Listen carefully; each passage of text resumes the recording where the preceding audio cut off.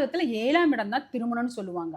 நான் 12ஆம் இடத்த மெயினா பார்ப்பேன். ஏன் 12ஆம் இடத்த பார்ப்பேன்னா, 12ஆம் இடம் தான் ஒரு மனிதனுக்கு தாம்பத்தியம். தூக்கமும் 12ஆம் இடம் தான். வெளிநாட்டு வருமானமும் 12ஆம் இடம் தான். செகண்ட் வருமானமும் 12ஆம் இடம் தான். 12ஆம் இடத்துல இருக்கிற ஒரு விமல யோகம். சரிங்களா? இந்த மாரி எல்லாம் விஷயங்கள 12ல பார்ப்பேன் நானு. அப்ப இந்த 12ஆம் இடத்த பார்த்து அதுக்கு தகுந்த பரிகாரங்களும், பலன்களும் சொல்லும்போது அவங்களுக்கு சக்சஸ் பண்ணி குடுத்துருக்கேன்.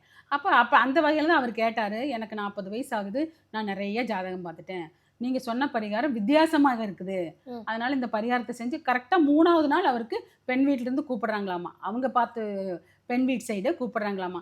நாங்க உங்ககிட்ட ஒப்பந்தம் அதாவது நிச்சயம் வச்சுக்கலாம் அப்படின்னு இருக்கிறோம் அப்படின்னு சொல்லி கூப்பிட்டு எனக்கு உடனே கூப்பிட்டு சொல்லிட்டு தான் எந்த டைமுக்கு போகலாம், எந்த டைம் கிட்ட அவங்க கிட்ட பேசலாம் அப்படிங்கிறதெல்லாம் டைம் வாங்கிட்டு போனாரு.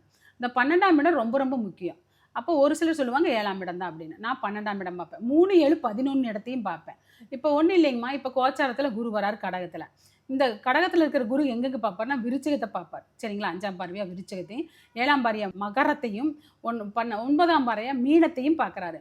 அப்போ பொது பலன் இது. என்ன சொல்லுவாங்கன்னா, இப்போ இந்த வருஷத்துல இந்த 3 ராசிக்காரங்களுக்கு திருமணம் கண்டிப்பாக நடக்கும் அப்படின்னு சொல்லுவாங்க.